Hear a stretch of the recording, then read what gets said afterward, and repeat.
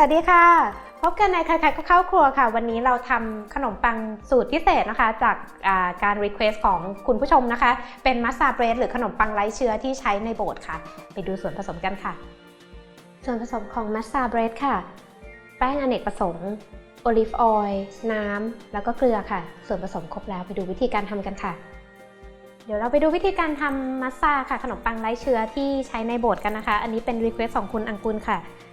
ผสมแป้งค่ะโอลิฟออยล์ค่ะใส่น้ำแล้วก็เกลือเนี่ยประมาณหยิบมือเดียวค่ะใส่ให้แค่พอมีรสเดี๋ยวเราผสมให้เข้ากันนะคะแล้วก็แบ่งแป้งออกเป็นกลมๆแล้วก็ทำเป็นแบนๆแล้วเดี๋ยวเราจะปิ้งกันค่ะเพราะว่าคุณอังกูลรีเควสต์มาว่าขอเป็นขนมปังไร้เชื้อแบบที่ไม่ใช้เตาอบค่ะ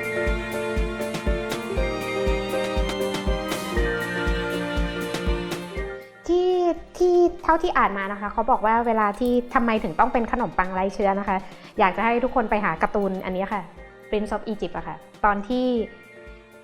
ชาวอิสราเอลหนีออกจากอียิปต์ที่เขานับถือพระคริสต์แล้วพระคริสต์หนีออกมานะคะการทำขนมปังไร้เชื้อนี่ก็คือเราไม่สามารถใช้ยีสต์ได้เพราะว่าช่วงระหว่างนี้รอให้ยีสต์ทำงานไม่ทันนะคะอันนี้เดี๋ยวเรามาแบ่งแป้งกันค่ะ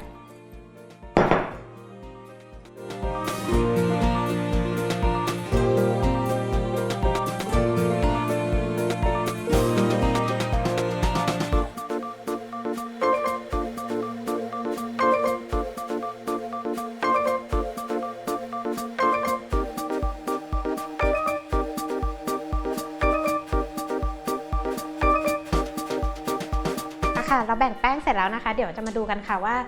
เราจะทำให้มันเป็นรูปเป็นร่างยังไงขอเคลียร์นิดนึงโอเคอันนี้เขาก็บอกว่าทำแป้งให้แบนๆแบบนี้เสร็จแล้วก็จริงๆชาวอิสราเอลคนจิววิชเนี่ยเขาจะมีที่กลิ้งอะค่ะแล้วทำให้เป็นรูปอันนี้เราซ่อมเนี่ยแหละค่ะรอยที่อยู่บนแป้งเนี่ยค่ะจริงๆแล้วมันเทคนิคก็คือช่วยให้แป้งสุกชาวคริสต์เขาก็ชาวยิวเขาก็บอกว่ามันเป็นเหมือนกับรอยเคี้ยนของพระเยซูทีนี้เดี๋ยวระหว่างนี้เดี๋ยวเราจะเอาแผ่นนี้ค่ะไปปิ้งบนเตาปิ้งกันค่ะ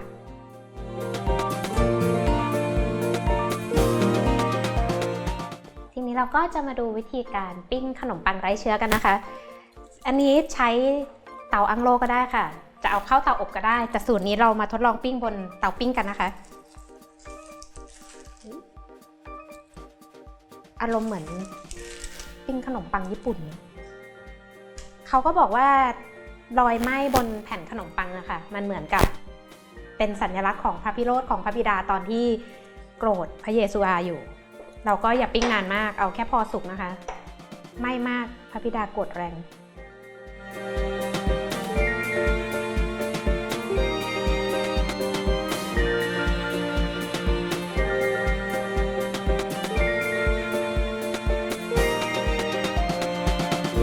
เสร็จเรียบร้อยแล้วค่ะเดี๋ยวเราไปจัดเสิร์ฟกันค่ะแผ่นศีลของเราก็เรียบร้อยแล้วนะคะขนมปังไร้เชื้อของเรานะคะอันนี้ใช้สำหรับเทศกาลปัสกาของชาวจิววิชนะคะได้ถามเพื่อนที่เป็นคริสเตียนเขาก็บอกว่าคริสเตียนก็ไม่มีพิธีนี้แต่ว่ามีในไบเบิลค่ะสำหรับคนที่สนใจวิธีการทำขนมปังแฮนด์เมดที่ไม่ใส่สารเสริมใดๆนะคะติดตามกันได้ที่ foodtravel.tv ค่ะขอให้มีความสุขในเทศกาลปัสกาค่ะสวัสดีค่ะ